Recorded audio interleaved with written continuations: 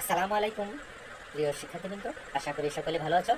নতুন কারিকুলাম নিয়ে আজকে তোমাদের মাঝে হাজির হয়েছি। নবম শ্রেণীর ইংরেজি নিয়ে আজকে আলোচনা করব। অনেকেই নতুন কারিকুলাম নিয়ে চিন্তিত আছে, সেই চিন্তার আজকে দূর করে দেবো। যদি এই ভিডিওটা দেখো তাহলে তুমি সহজেই নিজে থেকেই সকল সমাধান খুঁজে পাবে। যদি ভিডিওটা দেখে সামান্যতম উপকার হয়ে থাকে তাহলে সাবস্ক্রাইব এবং লাইক করতে ভুলবে না। চলো ক্লাস শুরু করা যাক। Let's start the class.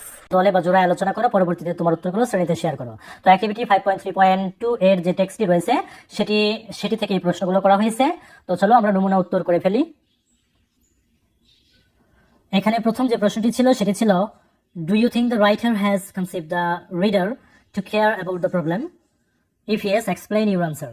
তুমি কি মনে করো যে লেখক সমস্যাটি সম্পর্কে পাঠককে বোঝাতে পেরেছেন? যদি হ্যাঁ হয়, তোমার উত্তর ব্যাখ্যা করো। তো উত্তরে আমরা লিখব, yes, the writer has conceived the reader to care about the problem. The writer has informed the readers that they would face various obstacles during conversations, but the writer inspired the readers to be confident in a conversation. হ্যাঁ, লেখক সমস্যা সম্পর্কে পাঠককে বোঝাতে পেরেছেন। লেখক পাঠককে জানান যে কথোপকথনের সময় তাদের বিভিন্ন সমস্যার সম্মুখীন হতে হবে, কিন্তু লেখক পাঠকদেরকে উৎসাহিত করেন কথোপকথনে আত্মবিশ্বাসী হতে। এরপর বি নম্বর প্রশ্নটি ছিল, has the writer identified the causes of the problem in the text? লেখক কি পাঠ্যাংশটিতে সমস্যার কারণ চিহ্নিত করেছেন? ইফ ইয়েস, হোয়াট আর দে? যদি হ্যাঁ হয়, সেগুলো কি? তো উত্তরে আমরা লিখব, yes, the writer has identified the causes of the problem in the text. হ্যাঁ, লেখক পাঠ্যাংশে আইডেন্টিফাই করেছেন, সমস্যার কারণগুলো আইডেন্টিফাই করেছেন, চিহ্নিত করেছেন। Many people experience fear and anxiety when speaking in public or participating in group conversations. অনেক লোক যখন পাবলিক অথবা গ্রুপ কনভারসেশনে আলোচনা করেন তখন তারা ভয় পান। Individuals with social anxiety may feel intense discomfort in social settings, leading to difficulties initiating or participating in conversations. Besides, people often bring preconceived notions, bias, or judgments in the conversations that can hinder their ability to listen effectively and empathically.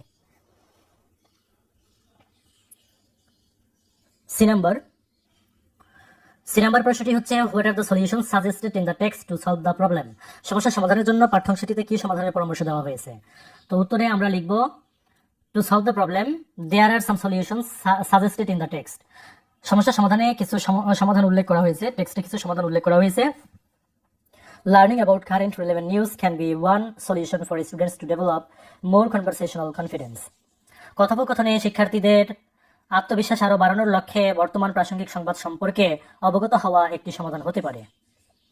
Student can make preparation knowing what people are generally talking about and looking the vocabulary words they need. লোকসাধারণ কি নিয়ে কথা বলে তা সম্পর্কে জেনে এবং তাদের প্রয়োজনীয় শব্দভাণ্ডার সম্পর্কে খোঁজ নিয়ে শিক্ষার্থীরা প্রস্তুতি গ্রহণ করতে পারে। Besides, regular pronunciation practice develops confidence in speaking the language more accurately. এছাড়াও নিয়মিত উচ্চারণ অনুশীলন আরও নির্ভুলভাবে ভাষা বলার আত্মবিশ্বাস বৃদ্ধি করে। এরপর ডি নম্বর প্রশ্নটি ছিল, which solution do you think is the most feasible?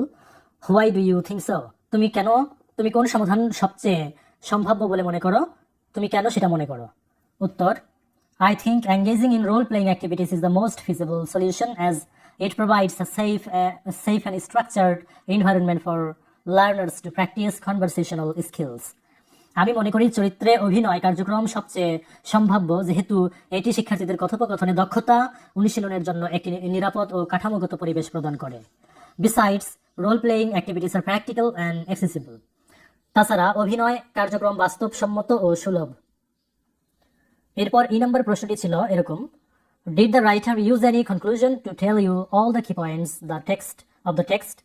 Explain your response with an example.